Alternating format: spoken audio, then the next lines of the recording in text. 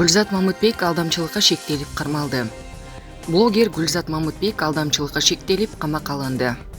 Маалыматты Габари ТВга Бишкек шаарынын 1-май райондук ички иштер башкармалыгынан тастыкташты. Маалыматка ылайык, милицияга 7 жаран кайрылып, жаран Гүлзат Мамытбекке чара көрүүнү суранышкан. Келтирилген зыяндын жалпы суммасы $110,000 ашат.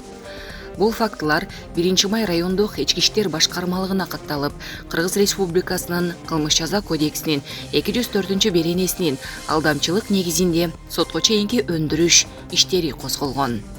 Алынган маалымат боюнча жаран 2020-жылдын февраль айынын башында Кыргызстандын аймагынан чыгып кеткен. 2020-жылдын 13-июлунда Бишкек шаарынын 1-май райондук соту Гүлзат Мамытбекке сырттан баш коргоо чарасы Бишкек шаарындагы номер 1 СИЗОго камакка алуу түрүндө тандалды. 2020-жылдын 8-августунда кылмышка шектүүнү издөөгө байланыштуу Кыргыз Республикасынын Кылмыш процессуалдык кодексинин 237-беренесине ылайык убактылуу токтотулган.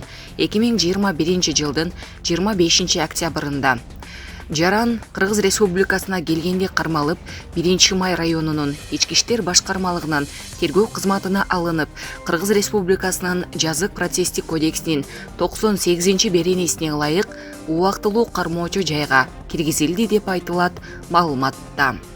Учурда тергөө иштери уланууда.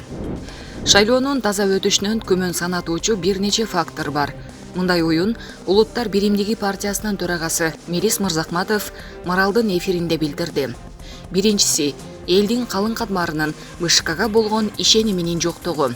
Экинчи фактор, былтыркы октябрь окуяларына себепкер болгон партиялардын жана талапкерлердин 90%дан ашыгынын быйыл да жарышка катышып жатышы.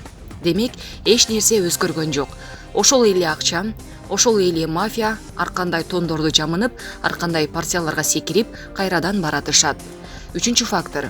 Бир жыл бою бийлик алмашкандан бери кайсыл районго барбаңыз, кайсыл деңгээлдеги жетекчини, кимдин кадры, ким аркылуу келди деп сурабаңыз, ошол эле президенттин айланасындагы 2-3 адамдын атын айтат. Демек алар кандайдыр бир милдеттенме менен барды десек болот. Мына азыр эле шайлоо башталгай элек жатып, ар кандай деңгээлдеги чиновниктердин, укук коргоо органдарынын кийлигишип жатканы жөнүндө ЖМКларга чыгып жатат. Демек кийлигишүү бар. Демек шайлоонун таза өтүшүнө чоң күмөн бар дейт саясатчы. Ал буга карабастан президент алдына чоң максат коюп жатканын, демек ошол киришип жаткан билдирбей жасап коем деген күчтөр, эски өнөрүн кармата турган күчтөр, олигархтар президенттин эскертүүсүн эске алышы керектигин билдирди.